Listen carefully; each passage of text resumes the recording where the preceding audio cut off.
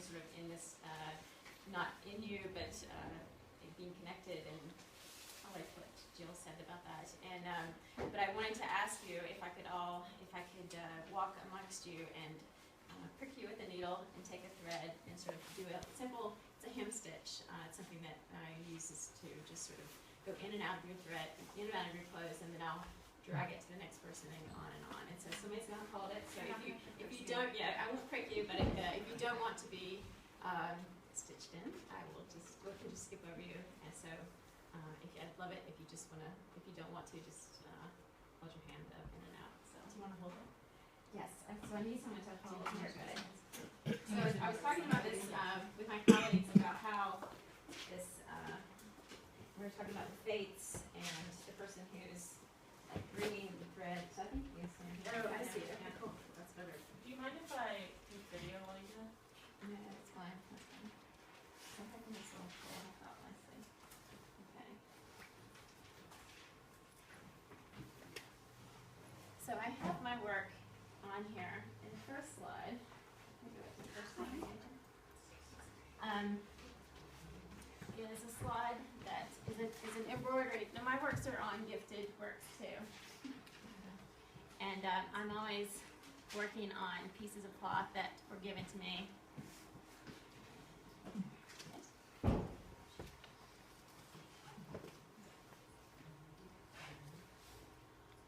And this is a cross section of my brain. So I have really bad headaches, and also this is you have to help me sort of pull this along. So this is a cross section of my brain, and I learned to embroider from my grandmother. So I imagine the lower right hand side is my grandmother's brain, and she had Alzheimer's, so her brain was sort of like losing its ability to function. So it sort of became on and off, black and white. And I do this little chain I stitch this chain that goes up in between, and my brain is connected to that. So there's sort of up here on the left-hand quadrant. And out of that grows these roses. Okay. So my grandmother taught me that stitch of the roses. And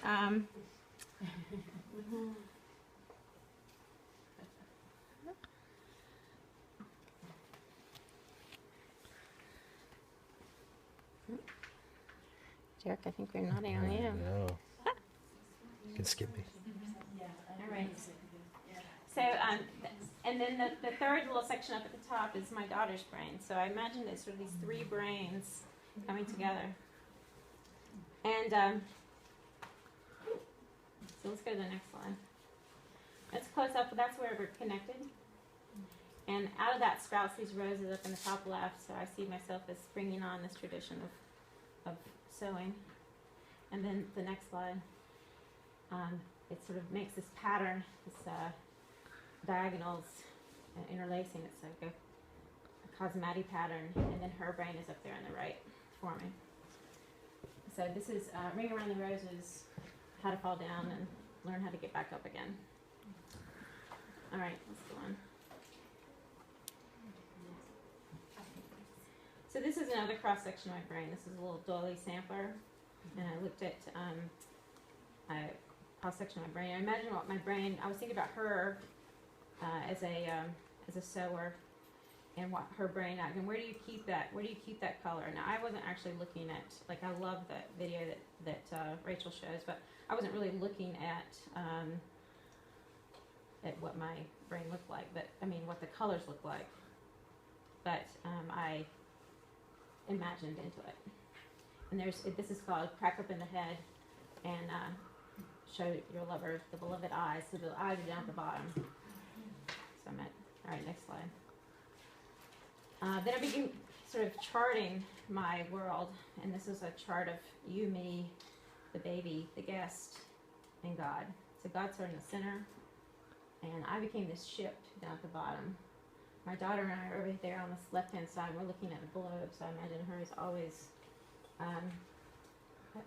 like I'm going to show her the world. Then there, let's go to the next one. That's her. That's us looking at the globe, and she's the little chicken. She's a rooster. And we're under the stars. This is taken from a navigational chart.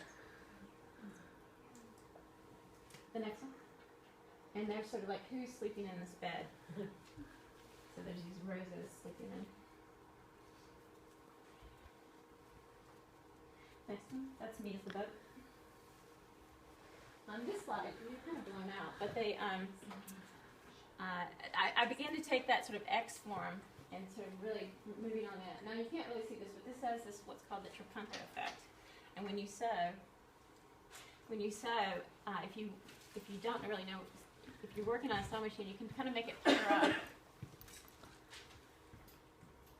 And the next one. So kind of essential quality. You can start to see this. This one's very pink and white. And here, the next slide, that's us again. That's me looking over this globe. And you can't really see. There's a form of my daughter, her silhouette on that.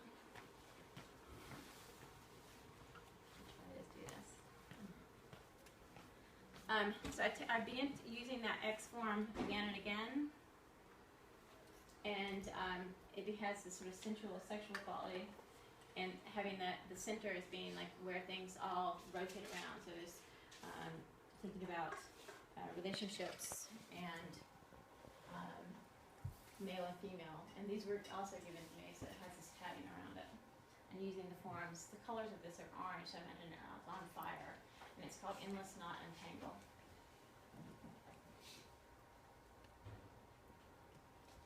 And as you're working with sewing in the sewing machine, sometimes you kind of go, you feel like you're going blind.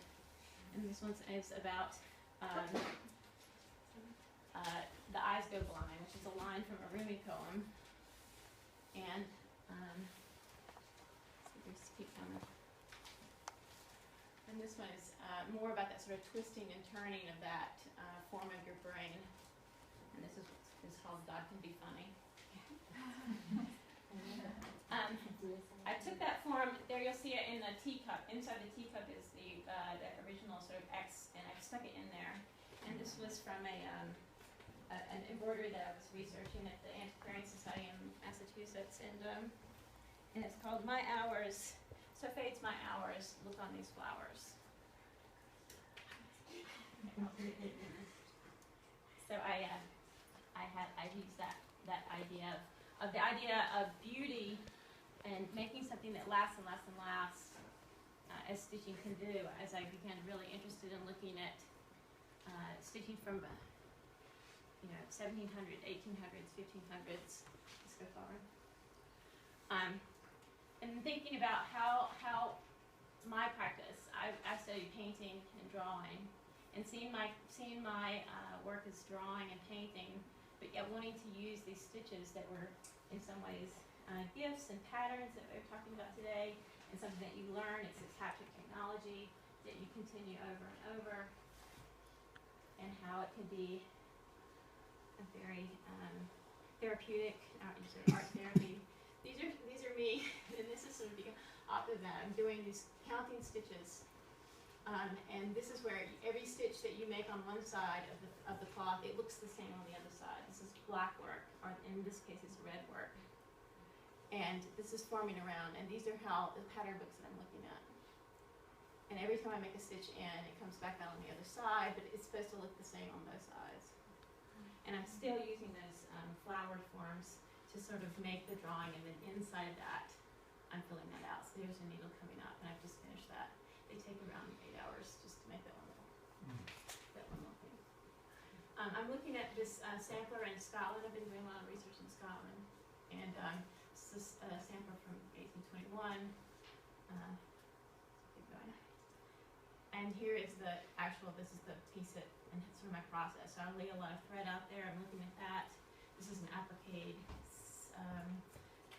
handkerchief inside there, and I like this over to the right, closest more to Jen, is another cut. So it's like the same pattern repeated, and this is a cosmati form from a floor of the Campidoglio in Rome.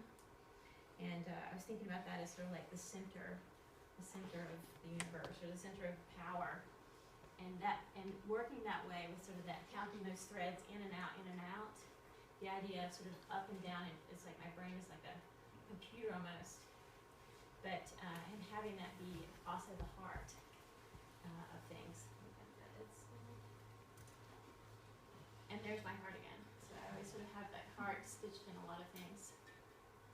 So this is, and looking at where I get my imagery, these came from curtains that Rachel and I were on in a hotel room, these curtains, and seeing that form and just going, oh, the folding of time, like going in and out and just seeing how that had this, and so I photographed that. There's a couple photographs of that. And then how it looks as I'm playing my embroideries. I'm going to stop here because I can forget or not, but I have this embroidery with me.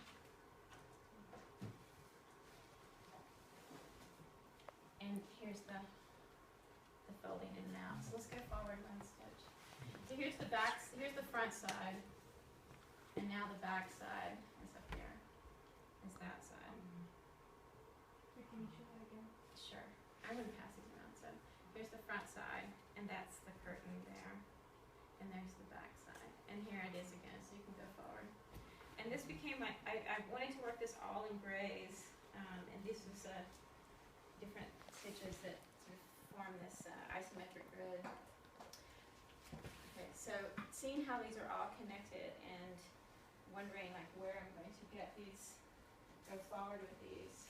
My research was looking at other needleworks that sort of thinking about time and space and incorporating that in there. We'll go back to that one. No, yeah. So we'll stop at those. And I'm going to pass these around. So I also brought this. This is covered in embossing. I teach printmaking. I do printmaking as well. And so I just run the embroidery through the press with a piece of paper over it, and I get my stitching, and then I can work on this to sort of figure out what I want to do next. So then I stitch with it on the sewing machine. So I'm going to pass that around to you, so you can see that part. So as I'm thinking about all these things and how this relates to other work that I'm doing simultaneously, I'm out in the woods walking around in Scotland and gathering lichen and looking at purple and purple, thinking about purple dyes, and there's a piece called The Pursuit of Purple and how difficult it was to get these purple dyes made, and at the same time just doing all these works and these works. And so here's an embroidery started with this is paper, cut paper, and mounted paper and acrylic and stitching. So I was trying to make the nature, make it look like the nature work. I was trying to make it look like my brain, or what I thought that meant. I had taken part in a performance piece where of an action in Scotland. It's a Joseph Boyd's enactment and thinking about eating, being in the land and giving back to the land. And this is where, okay, the next slide. This is in Scotland where we're in the moors, and go to the next one. This is Sue Maris with her son James, and she's carving the gelatin, and she's going to place it back into the moor, and she's got some margarine that she's going to put back into the moor. So I'm thinking about that relationship of giving back to nature, and she's working with her son. This is the next image is Mary Queen of Scots thinking about her son. So more Scotland imagery.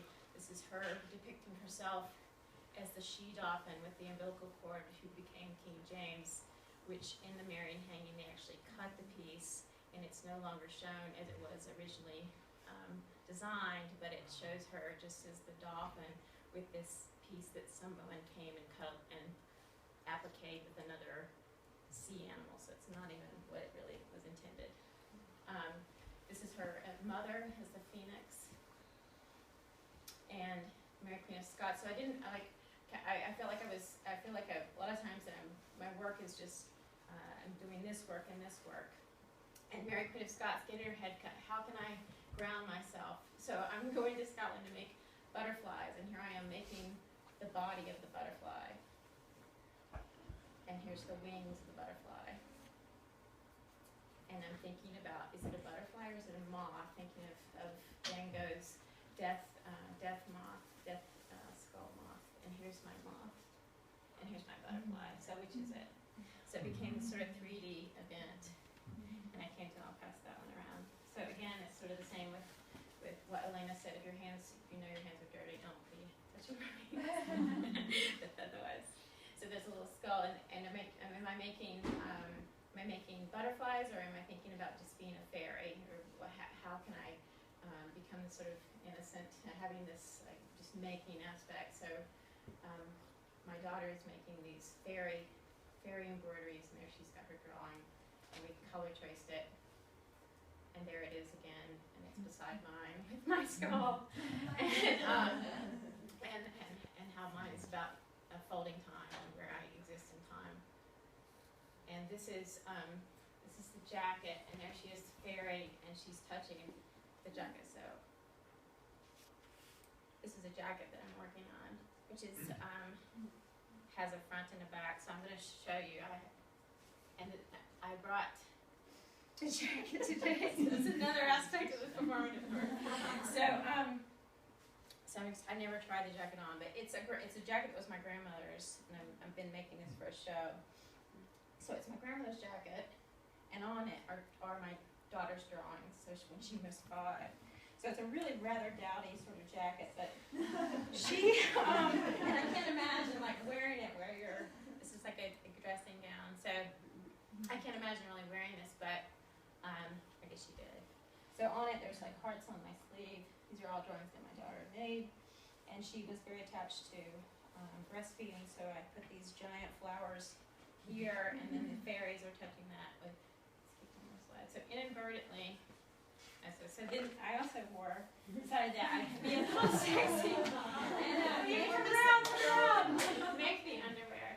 So because this was not something that was part of the jacket.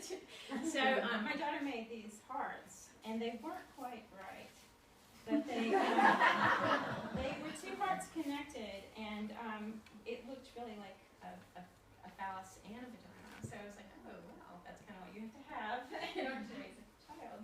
And so I located them strategically there.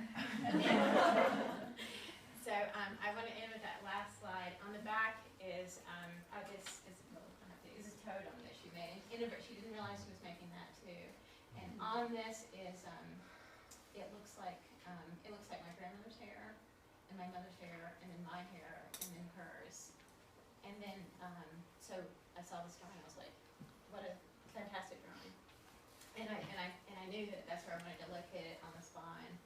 And then above that, she'd made this little flower fountain. So it was sort of like, out of that is coming, hope, or I don't know, like beauty. So right now I'm working on the petals. This is where the wings were. The petals will go on the back, and they'll attach like the butterfly wings. And they'll be more 3-dimensional there. And then I'll be working on the jacket. So I just thought I'd end on that sort of idea of this totem of generations, and it doesn't necessarily have to be my grandmother. It just feels like where you